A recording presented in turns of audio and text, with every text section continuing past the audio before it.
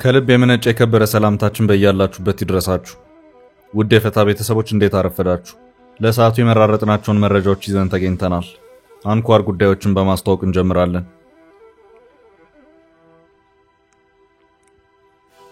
አቶ ጌታቸው ረዳ ከትግራይ ተገፍቼ ወጥቼ ከስደት ላዳኑኝ ጠቅላይ ሚኒስትር አብይ አህመድ ምስጋና ይድረሳቸው ብለዋል። ጌታቸው አዲስ በተሰራጨ ቃለ ምልልሳቸው ወቅታዊና የሰሜኑ ጦርነት የተመለከቱ አነጋጋሪ ጉዳዮችን አንስተዋል።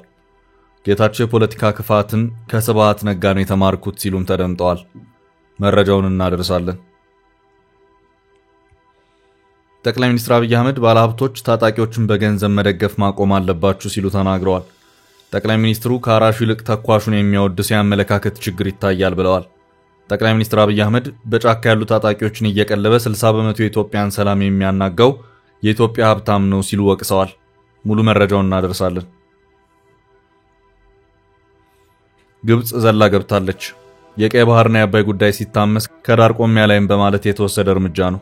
በዚህ ዙሪያ ያሉትን መረጃዎች አሰባስበን ይዘናቸዋል። ዘርዘር አድርገን እናደርሳቸዋለን። የአትሌት ገለቴ ቡርቃ ጉዳይ ከሰሞኑ ትኩረት ያገኘና የህዝብ መነጋገሪያ ሆኗል። አትሌቷ ደረሰብኝ ያለችው በደል ብዙዎችን ያሳዘነና የፍትህ ጥያቄ የፈጠረ ሆኗል። አትሌቷ ዘርፎኛል በሚል በሚዲያ የከሰሰችውና ብዙዎችን ያስቆጣው የአትሌቷ ባለቤት ታደለ ገብረመድህን በትላንትናው ዕለት በቁጥጥር ስር መዋሉ ተሰምቷል። በጉዳዩ የምንለዋለን። በአሜሪካ ሎስ አንጀለስ የስደተኛ ሰራተኞች አፈሳን ተከትሎ የተቀሰቀሰው ተቃውሞ 5ኛ ቀኑን ደፍኗል። በከተማው ላለፉት ቀናት የጸጥታ ኃይሎች ከተቃዋሚዎች ጋር ሲጋጩ ተስተውለዋል። ፕሬዝዳንት ትራምፕ ወደ ከተማው 4000 የሚሆኑ ወታደሮችን ያሰማሩ ሲሆን 700 የባህር ኃይል ወታደሮችን ጨምረዋል። ከትላንት ማክሰኞ ጀምሮ በሎስ አንጀለስ ከተማ የሰዓት እላፊውም ተጥሏል። ዓለም በአግራሞት እየተከታተለው ባለው በዚህ ክስተት መረጃ አክለናል። እስከ ፍጻሜው አብራችሁን ቆዩ። የምንለቃቸው ለታይትኩ ዜናዎች እንዲደርሷችሁ ላይክ፣ ሼር፣ ሰብስክራይብ ማድረግ እንዳትረሱ። በማይታመን ዋጋ መሃል አዲስ አበባ ላይ ካሉበት ሆኖ ቤት ይግዙ። ከዲያስፖራ መንደር ዲኤምሲ ሪል ስቴት ቀድሞ ለመጡ 20 ሰዎች 30% ቅናሽ አዘጋጅተናል። 8% ብቻ ከፍለው ቀሪውን በግንባታ ሂደት ይከፍላሉ። 60% የባንክ ብድርም ተመቻችቶሎታል። የትም ሀገር ሆኖ ቢገዙ በ3 ቀን በዲኤችኤል ካሉበት እናደርሳለን። ከስቱዲዮ እስከ ባለ 4 መኝታ ከ431 ሺህ ቅድመ ክፍያ ጀምሮ እንዲሁም የንግድ ሱቆችን አዘጋጅተናል። በ65,000 ካሬ ሜትር ላይ ያረፉትና በአልሙኒየም ፎርም ቴክኖሎጂ የተገነቡት አፓርትመንቶቻችን ከሊፍት እስከ መዋኛ ገንዳ ያሟሉ ናቸው። ለመጨረሻው ህንጻ በቅናሽ ዋጋ ይሻሙ። ስልክ 0980495176 0910034497 ይደውሉ። ዲኤምሲ።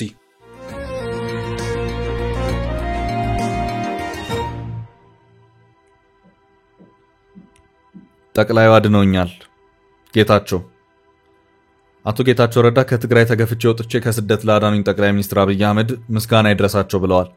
ጌታቸው አዲስ በተሰራጨ ቃለ ምልልሳቸው ወቅታዊና የሰሜኑን ጦርነት የተመለከቱ አነጋጋሪ ጉዳዮችን አንስተዋል። ጌታቸው ረዳ ከትግራይ ተገፍቼ ወጥቼ ወደ ስደት እንዳልሄድ ሀገሬንና ህዝቤን የማገለግልበት እድል ነው የተሰጠኝ። ይህንን እድል እንዳገኝ ላመቻቹልኝ ጠቅላይ ሚኒስትሩ አመሰግናለሁ ብለዋል።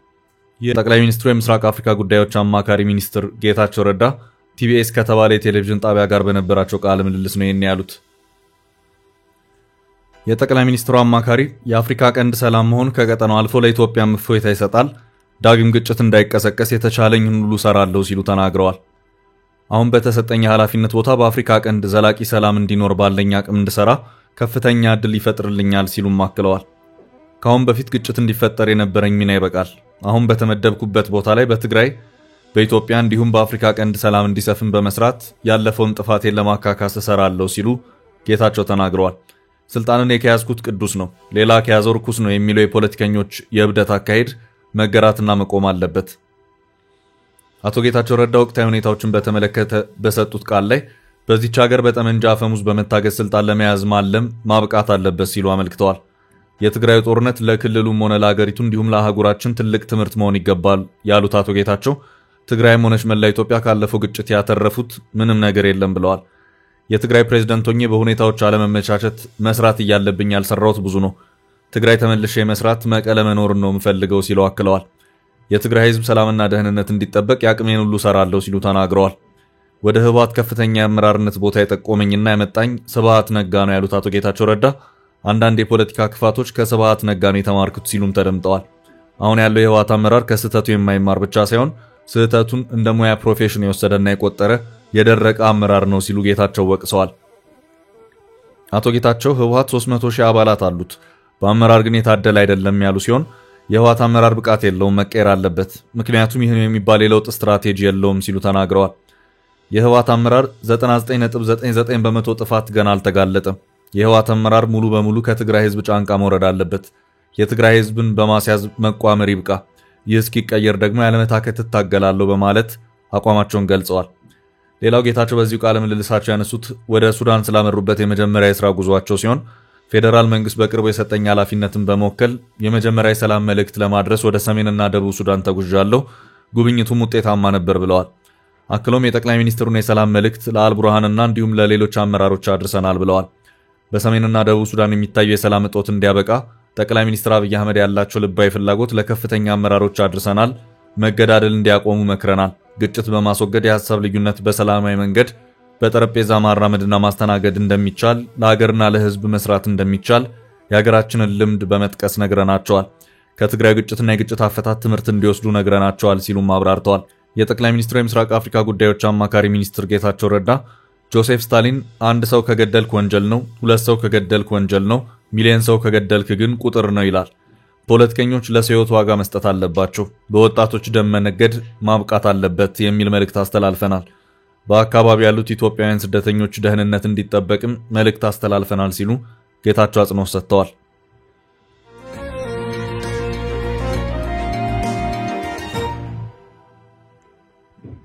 በሌላ መረጃ ታጣቂዎችን በገንዘብ አስደግፉ። ጠቅላይ ሚኒስትር አብይ አህመድ ባለሀብቶች ታጣቂዎችን በገንዘብ መደገፍ ማቆም አለባችሁ ሲሉ ተናግረዋል። ጠቅላይ ሚኒስትሩ ከአራሹ ይልቅ ተኳሹን የሚያወድስ የአመለካከት ችግር ይታያል ብለዋል። ጠቅላይ ሚኒስትር አብይ አህመድ ይህን የተናገሩት በትላንትናው ዕለት ከመላው ሀገሪቱ ከተውጣጡ የንግዱ ማህበረሰብ ተወካዮች ጋር ባደረጉት ውይይት ላይ ነው። ጠቅላይ ሚኒስትሩ በዚህ ወቅት ከአራሹ ይልቅ ተኳሹን፣ ከሰራተኛው ይልቅ አጥፊውን የሚያወድስ የአመለካከት ችግር በመላ ሀገሪቱ በስፋት ይታያል ብለዋል። ማወደስ የምንፈልገው ጀግና ሰራተኛ ሳይሆን ተኳሹን ስለሆነ ሰራተኛውን ነጋዴ እንደ ሌባ መቁጠር ባህል እየሆነ መጥቷል ሲሉም ተናግረዋል።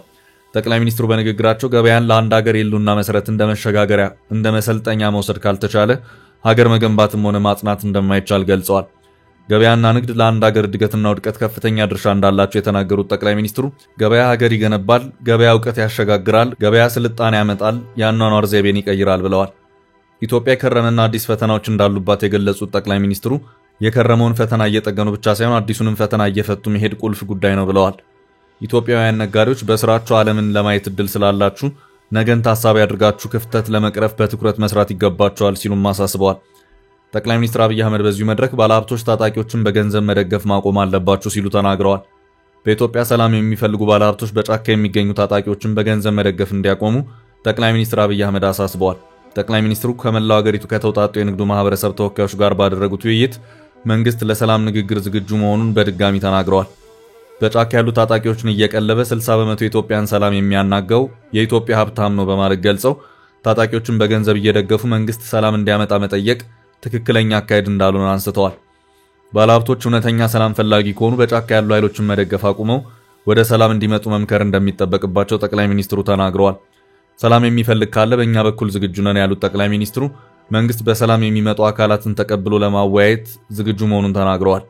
ከዚህም ባሻገር ህግ ማስከበር የመንግስት ስራ በመሆኑ መቀጣት ያለበትን አካል መቅጣት እንደሚገባ ገልጸው ሰላም በጣም አስፈላጊ በመሆኑ ተባብረን መስራት አለብን ብለዋል። ጠቅላይ ሚኒስትር አብይ ሰላምን በተመለከተ የሚቀርቡ ጥያቄዎች ትክክለኛ መሆናቸውን ገልጸው ነገር ግን ሰላም እንዲሰፍን የሚጠይቁ አካላት ራሳቸውን በማግለል የመንግስት ብቻ ጉዳይ ማድረግ ልምምዶች ተገቢ አለመሆናቸውን አስረድተዋል። በሌላ በኩል መንግስት ኮንትሮባንድንና ህገወጥ የመሳሪያ ዝውውርን ለመቆጣጠር ባዘጋጃቸው የፍተሻ ኬላዎች የኮቴ እያሉ ገንዘብ የሚጠይቁ አካላት እንዳሉ በውይይቱ ላይ ተነስቷል። ጠቅላይ ሚኒስትሩ በዚህ ጉዳይ ላይ በሰጡት ምላሽ እነዚህ የፍተሻ ኬላዎች የማይኖሩ ከሆነ ህገወጥ የጦር መሳሪያዎች እየገባ የሰዎችን ህይወት እንደሚቀጥፍ ተናግረዋል። ነገር ግን ገንዘብ ሳይጠየቅ ፍተሻ የሚደረግበትን መንገድ ለማመቻቸት መንግስት ከንግዱ ማህበረሰብ ጋር በትብብር ይሰራል ብለዋል።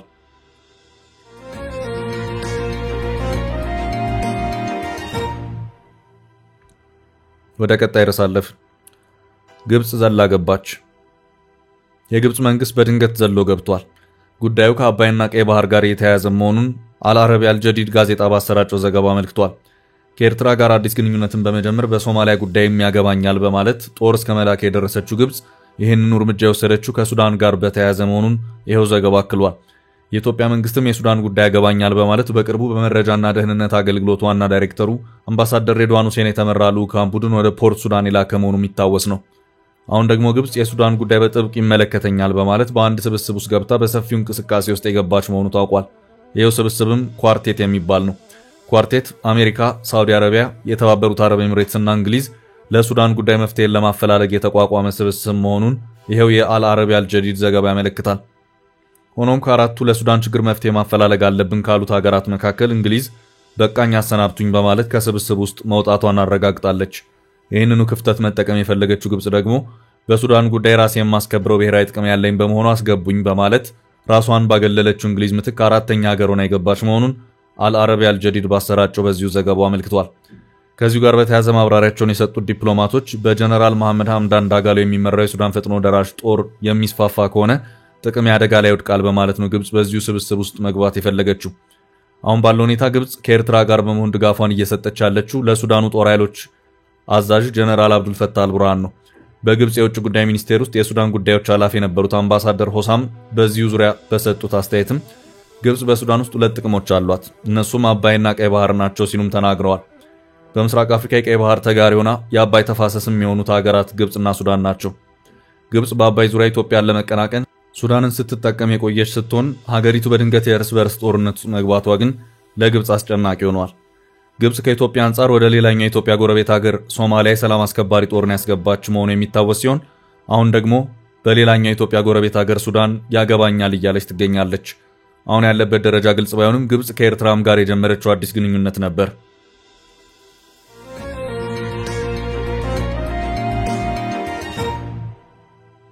ወደ ቀጣይ ርዕስ አለፍ። የአትሌት ገለቴ ቡርቃ ባለቤት አቶ ታደለ ገብረመድህን በቁጥጥር ስር ዋለ። የአትሌት ገለቴ ቡርቃ ጉዳይ ከሰሞኑ ትኩረት ያገኘና የህዝብ መነጋገሪያ ሆኗል። አትሌቷ ደረሰብኝ ያለችው በደል ብዙዎችን ያሳዘነና የፍትህ ጥያቄ የፈጠረ ሆኗል። አገር አስጠርታና ሮጣ ያፈራቸው ሀብት በባለቤቷ መዘረፉን ከ7 ዓመት በኋላ ወደ ሚዲያ ቀርባ ይፋ ካደረገች ወዲህ በጉዳዩ ብዙ እየተባለ ነው። አትሌቷ ዘርፎኛል በሚል በሚዲያ የከሰሰችውና ብዙዎችን ያስቆጣው የአትሌቷ ባለቤት ታደለ ገብረመድህን በትላንትናው ዕለት በቁጥጥር ስር የዋለ መሆኑን የሚያመለክቱ መረጃዎች እየወጡ ነው። እስካሁን ባለው ሁኔታ ባለቤቷ ታደለ ገብረመድህን በፖሊስ ቁጥጥር ስር ስለመዋሉ በፖሊስ በኩል የተሰጠ ማረጋገጫም ሆነ ማስተባበያ የለም። አትሌት ገለቴ ቡርቃ ለ20 ዓመት ያፈራሁት ንብረቴ በባለቤቴ ምክንያት አጣሁት ስትል ከሰሞኑ በሁለት ሚዲያዎች ላይ ወጥታ ቃለ ምልልስ አድርጋለች። የአትሌቲክስ ፌዴሬሽን በትላንትናው ዕለት አትሌቷን በመደገፍ መግለጫ መስጠቱን መዘገባችን ይታወሳል።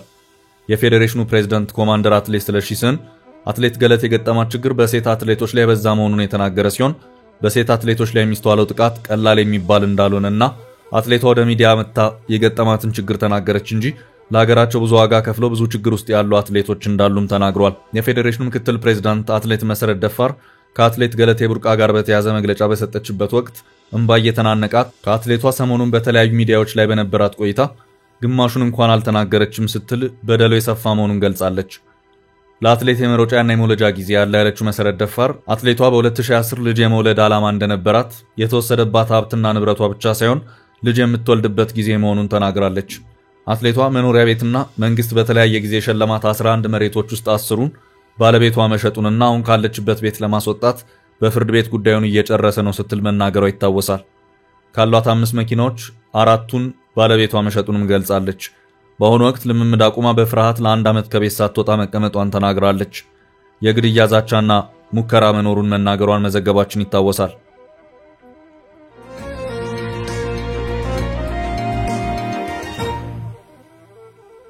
ወደ ቀጣይ መረጃ ስንወስዳችሁ የጋዜጠኛው እስር።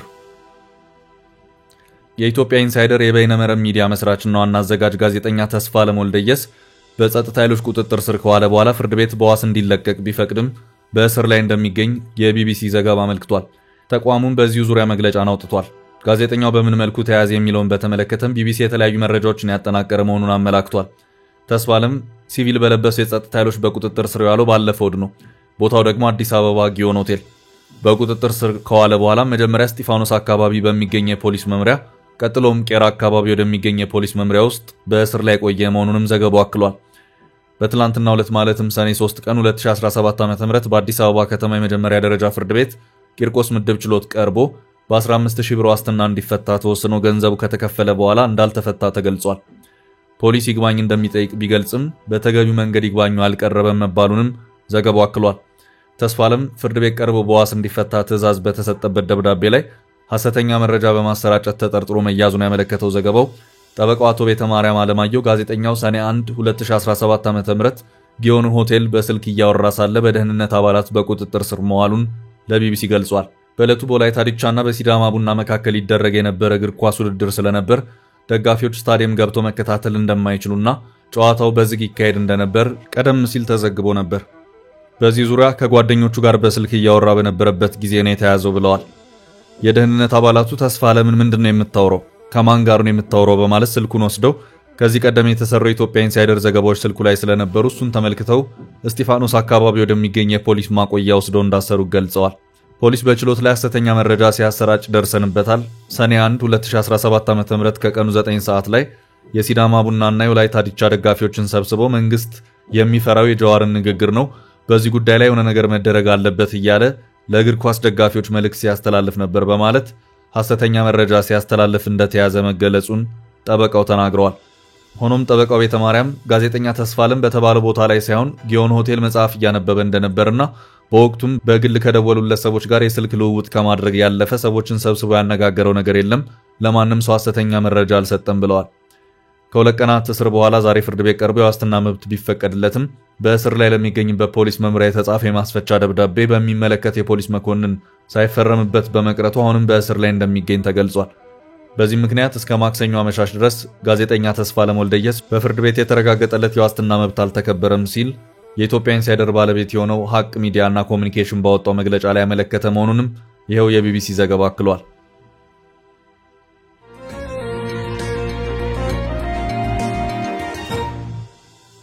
በቀጣይ መረጃ በአሜሪካ የቀጠለው ተቃውሞና ውዝግቡ በሎስ አንጀለስ የሰዓት እላፊ ተጣለ። በአሜሪካ ሎስ አንጀለስ የስደተኛ ሰራተኞች አፈሳን ተከትሎ የተቀሰቀሰው ተቃውሞ 5ኛ ቀኑን ደፍኗል። በከተማው ላለፉት ቀናት የጸጥታ ኃይሎች ከተቃዋሚዎች ጋር ሲጋጩ ተስተውለዋል። ክስተቱን እየዘገቡ የነበሩ ሁለት ጋዜጠኞች በፕላስቲክ ጥይት መመታታቸው በቀጥታ ስርጭት ሲታይ ነበር። ፕሬዝዳንት ትራምፕ ወደ ከተማው 4000 የሚሆኑ ወታደሮችን ያሰማሩ ሲሆን 700 የባህር ኃይል ወታደሮችን ጨምረዋል። የሎስ አንጀለስ አመራሮች የፕሬዝዳንቱ የጦር ጣልቃ ገብነት ያለ ግዛቱ ፍቃድ የተደረገ ነው ሲል ክስ አሰምተዋል። ወታደሮች መሰማራታቸውን ተከትሎ በሎስ አንጀለስ የነበረ ተቃውሞ ወደ ሌሎች ከተሞች መዛመት ይዟል። ዳላስ እና ኦስቲን ቴክሳስ፣ ቺካጎ እንዲሁም ኒውዮርክ ተቃውሞ ከተዛመተባቸው ከተሞች መካከል ናቸው። ፕሬዝዳንት ትራምፕ የተከፈላቸው ረባሾች ሲሉ የሎስ አንጀለስ ተቃዋሚዎችን ፈርጀዋል። ትላንት አመሻሹን በአሜሪካ ሁለተኛ ትልቋ ከተማ ሎስ አንጀለስ የሰዓት እላፊ ተጥሏል። የከተማው አስተዳዳሪ ወታደሮች የፌዴራል ስደተኛ ኤጀንቶችን መርዳት እንዲያቆሙ ለችሎታ ቤት ብለዋል። በአሜሪካ ሕግ የአሜሪካ ጦር በሀገር ውስጥ የፖሊስ ስራን እንደማይሰራ ሕግ ይደነግጋል። ያለ ከተማው ፍቃድ ተሰማርተዋል የተባሉት ወታደሮች ታዲያ የፌዴራል ተቋማትን ጦሩ የመከላከል መብትን አንስተው የፌዴራል ሁለት ህንጻዎችን በከተማው እየጠበቁ ነው ተብሏል። የከተማ አስተዳደሩ ጋቪን ኒውሰም የትራምፕ አስተዳደር ወታደር ማሰማራት ነገሮችን ያጋግላል እንጂ ችግር አይፈታም ሲሉ ፕሬዝዳንቱን ወቅሰዋል።